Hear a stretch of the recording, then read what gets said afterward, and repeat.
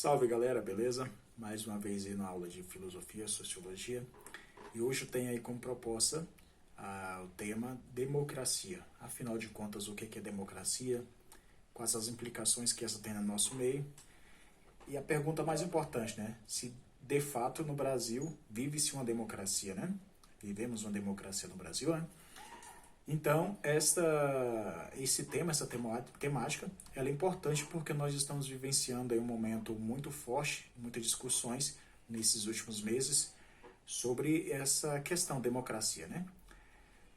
Sobre a primeira questão que eu coloquei a vocês, se de fato no Brasil há democracia, eu acho que já mencionei isso para vocês em outro momento, mas há pensadores que defendem, advogam que de fato não há democracia no Brasil. O que há é oligarquia, na verdade, né?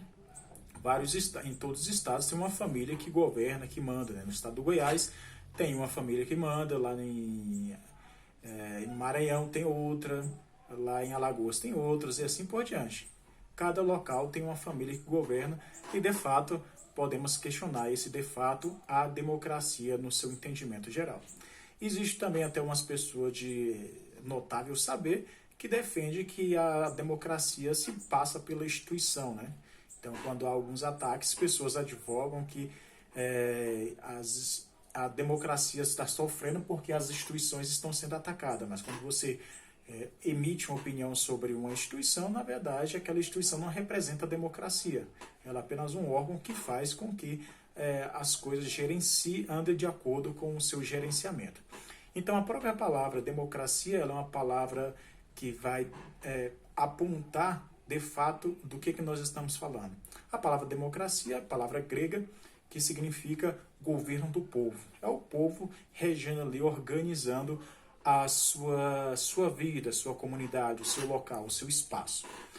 Bem, quando se fala de democracia, nada mais justo do que lembrar os gregos, né? Os gregos são os pioneiros nesse conceito, embora com as suas fragilidades, eles são os pioneiros. E é importante percebermos as mutações que esse conceito e essa ação ocorreu no decorrer dos anos, dos séculos, né? Temos então lá nos gregos antigos dois pensadores muito significativos para pensar essa questão da democracia. Aristóteles e Platão, né?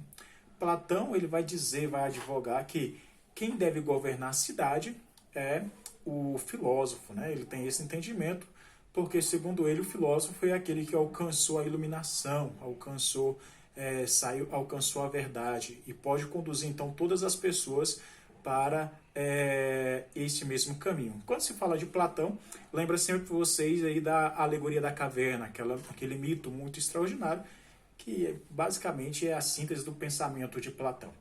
Agora, Platão ele vai entender a organização da cidade, dos cidadãos, numa forma de pirâmide, né? Você pode entender isso como uma pirâmide, faz uma pirâmide aí você vai entender. Embaixo você coloca aí dentro dessa pirâmide tem três categorias, né? Lá embaixo tem lá o pessoal da manutenção da cidade, né? Que se fazem os serviços para a manutenção da cidade.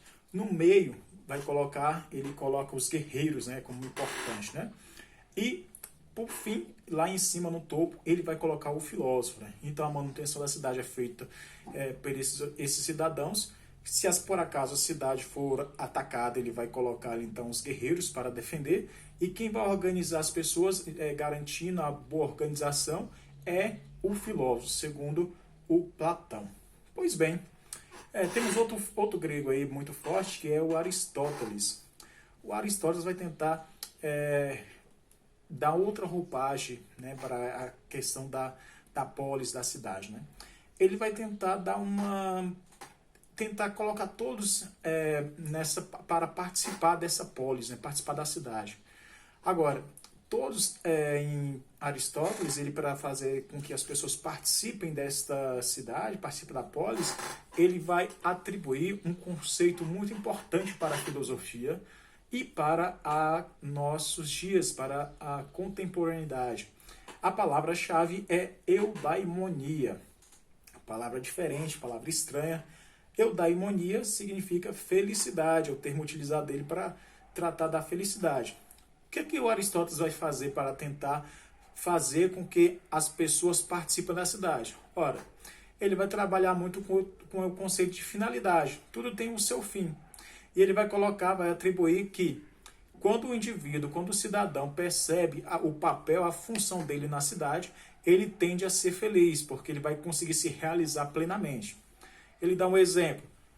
O guerreiro, na medida que guerreia, ele está alcançando o seu papel, está realizando o seu papel, o seu potencial, e está se realizando enquanto cidadão. O ferreiro, na medida que faz ferro, ele está alcançando a sua felicidade. Então, ele vai convocar os cidadãos a descobrir o seu papel na cidade. Uma vez que você descobriu aí o seu papel na cidade, você vai conseguir exercer o seu papel de maneira mais intensa e provocando então a felicidade, a eudaimonia e por conseguinte organizando a polis, a cidade. O que tem de importante nesse conceito de Aristóteles? É o seguinte: em Aristóteles só participa da cidade, também em Platão, só os homens livres, né? Só os iguais, né? Então a questão nessa democracia antiga é muito forte a questão de igualdade, né? E o que caracteriza essa igualdade? Para os gregos, iguais eram somente os homens livres, né? E quem eram os livres? Os homens, majoritariamente, as mulheres não eram tidas como mulheres livres, porque só tinham uma função, a procriação. As crianças não tinham capacidade de argumentar, também não era levado em consideração. Então, somente os homens que tinham essa capacidade de argumentar. O livre tinha que ser cidadão ateniense, né? Não poderia nenhum outro estrangeiro chegar na cidade e dar a sua opinião, a sua ideia sobre isso. Veja bem, o curioso da democracia grega é que ela é uma democracia direta. Como assim uma democracia direta?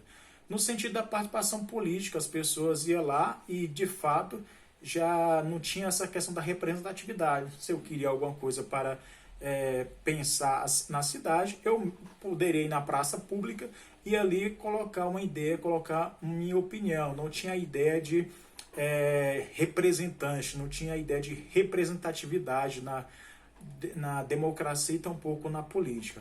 Esse conceito, essa ideia dos gregos vai ser crucial e fundamental para uma filósofa chamada Hannah Arendt. Quem tiver interesse, é uma filósofa muito importante, que ela vai trabalhar essa questão da política como não violência, né? É um conceito importante que ela vai absorver e vai trabalhar de maneira muito intensa. Então, na Grécia tem essa questão da democracia direta, na qual o indivíduo não precisa de nenhum intermediário para falar em nome de si, né? Ele mesmo vai lá e ele argumenta, né? Só que o detalhe é, quem poderia fazer isso era somente o cidadão livre, né? Tinha que ser ateniense, tinha que ter uma boa oratória. Daí, nesse contexto também, entra lá os sofistas, que são aqueles professores, que nós já vimos outros professores de oratória, que ensinavam as pessoas a ter a capacidade da oratória.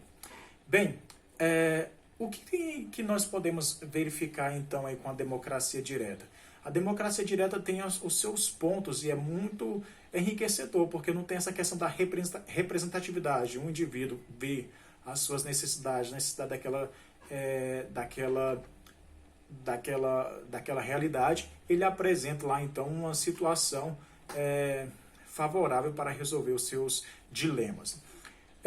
Na modernidade, olha só, essa democracia direta, ela é boa porque para aquele devido contexto, né? Porque ali tem que levar em consideração que era um número pequeno de cidadãos. E então era mais favorável ter essa discussão, né? Imagina, pega aqui uma cidade aí do Goiás e todos os cidadãos pudessem emitir a sua opinião, levantar um debate para poder promover o bem-estar do cidadão. Ia levar uma eternidade para isso ocorrer.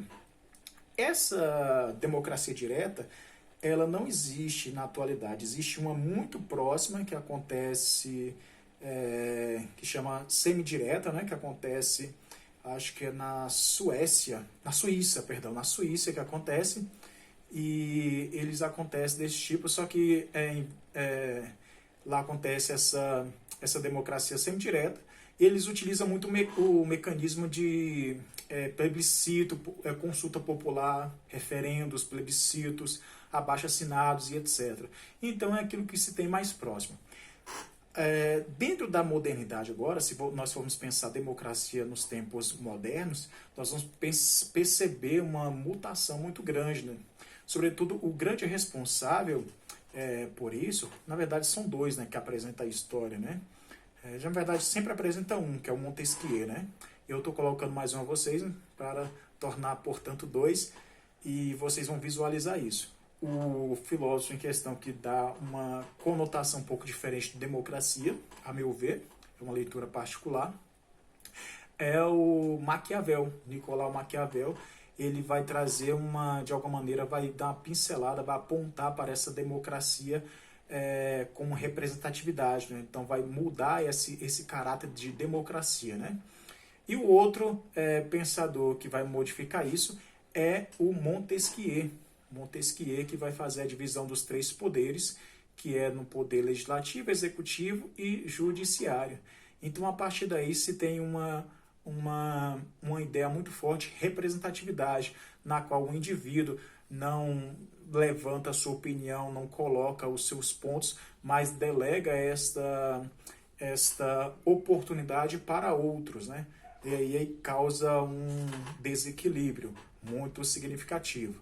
Então, um dos pontos que nós podemos ver a diferença, talvez a distinção entre a democracia atual e a democracia antiga, fora esses pontos que eu falei, tem um fator importantíssimo que eu vou dizer a vocês agora, que é o que categoriza, o que permeia essa ideia de democracia que nós temos hoje, que é a ideia de que todos são iguais. Só que agora existe algo que concretiza essa igualdade, que é a lei, né? Então, hoje na democracia, todos são iguais perante a lei. Evidentemente, uns têm mais recurso que outros, mas isso não inibe e nem exclui a igualdade perante a lei. Evidentemente, tem uma pessoa que interpreta a lei e sabe que a hermenêutica, às vezes, não é muito adequado, né? Mas, então, temos aí esse conceito de democracia. Então, a grande questão toda desse embate que nós temos na sociedade sobre democracia é, afinal, o que é democracia, né? É a participação do povo, né? Mas a participação do povo não pode ser mediante ao voto e aí acabou, né? Tem que ser nessa concepção de que nos gregos tinha essa ideia de que um indivíduo poderia exprimir as suas ideias, a sua opinião frente aos fatos ocorridos. Mas olha só uma coisa interessante que nós podemos perceber agora. Se antes a democracia acontecia na polis, né, na cidade, e há um tempo atrás acontecia a democracia nos tribunais, né, no judiciário, hoje em dia a democracia acontece na grande rede, na internet, né, sobretudo no Twitter, né, e outros meios de comunicação. Ali todo mundo se expõe de maneira ou outra e argumenta de acordo com as necessidades, com as suas funções. E cabe cada indivíduo, ao interpretar e entrar em contato com essa realidade, tomar para si a veracidade dos fatos, né? Agora, a democracia, ela é essa participação das pessoas, né? Tirar a democracia é tirar, ao contrário da democracia, a tirania é você tirar a capacidade do povo interagir com a realidade, né? Você coloca somente uma ideia absoluta para a pessoa seguir. Beleza, gente? Vamos ficar então por aí. Na próxima vez, nós adentraremos em outra questão. Sucesso a vocês!